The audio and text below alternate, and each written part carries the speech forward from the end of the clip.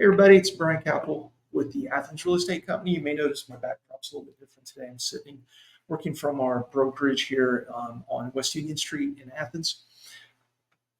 This is a quick FYI talking about understanding septic systems. I get a lot of questions from people that are moving from areas where they've been on basically a public system and they're not really familiar with how these different septic systems work here in Southeast Ohio.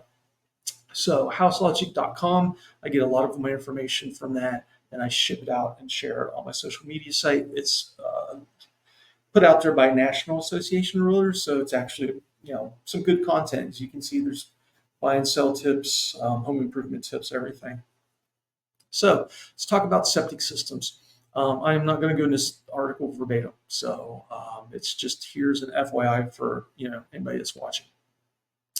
This is your simple, basic kind of septic tank, conventional, let's just say, because we're going to get down into three different types here in a minute.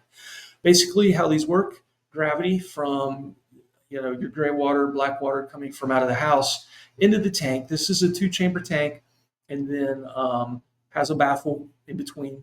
So if it would have been 3-chamber, there would be another one, and then 2 baffles in between these different chambers. So solids settle to the bottom, liquids, oils rise to the top.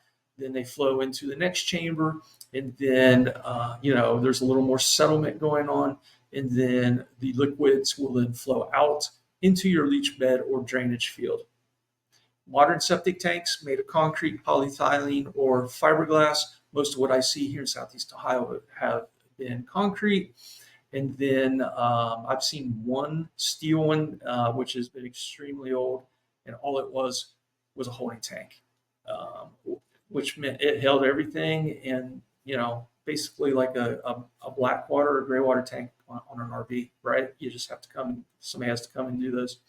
Different types of septic systems. I just talked about the standard one. Alternative engineered septic systems.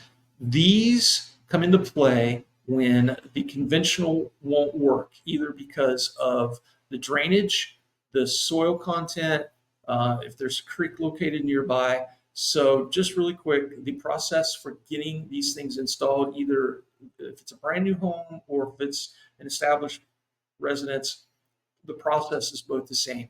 You have to bring a soil scientist to the site. They do the soil site survey. They figure out what kind of soil you have, and then they will draw up what they feel, what type of system would be adequate for what is going on with your property.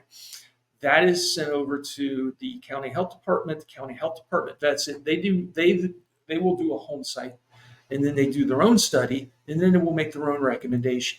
From my experiences, there is a little bit of wiggle room typically with health department and their recommendations, but there's not much. Okay, so alternative engineered septic system, like I said, this is whenever the soil in a specific area is not conducive to the conventional. So there's the aerobic septic systems, $10,000 to $20,000. Basically, they have a motor, long shaft, an impeller that goes down into the tank. It injects air into the system, and it helps break down the solids. I see these all the time in Southeast Ohio, everywhere. They are prone to breaking down often because they run 24/7. They used to be on a timer, but they are no longer permitted to do that. You get hair wrapped around the shaft, thrown out of balance, bearings can go out. So, those can be sometimes medium to high maintenance. Sand filters, $7,000 to $15,000. I have not seen one of these in Southeast Ohio. Maybe one's had it, but I've not seen it. Drain field alternatives. So this is like a third layer.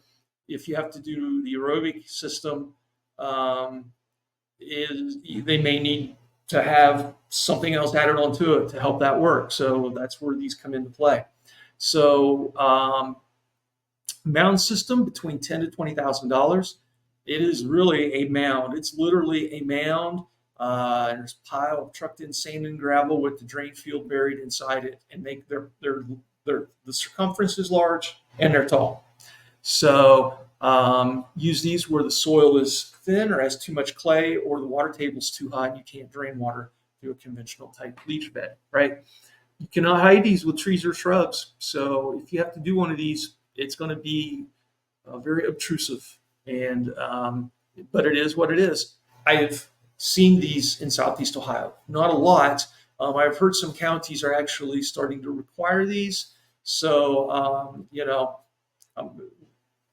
these EPA rules and the local health department rules are always changing. They're sort of fluid. The last one's a drip irrigation. It's between 6,000 to 15,000. It's a shallow drain field. Water again trickles out over a wide area in measured doses from a pump chamber. So the flexible piping, you can stake it around trees and stuff like that. This piping's a little bit different. It's only buried 6 to 8 inches, and you might need to purify it first, perhaps with an aerobic unit.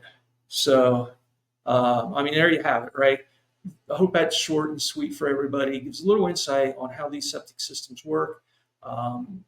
Anytime you're selling or buying in Southeast Ohio, first thing the seller's agent or buyer's agent is going to ask is, what kind of septic? How long ago is it pumped? If it's an aerator system,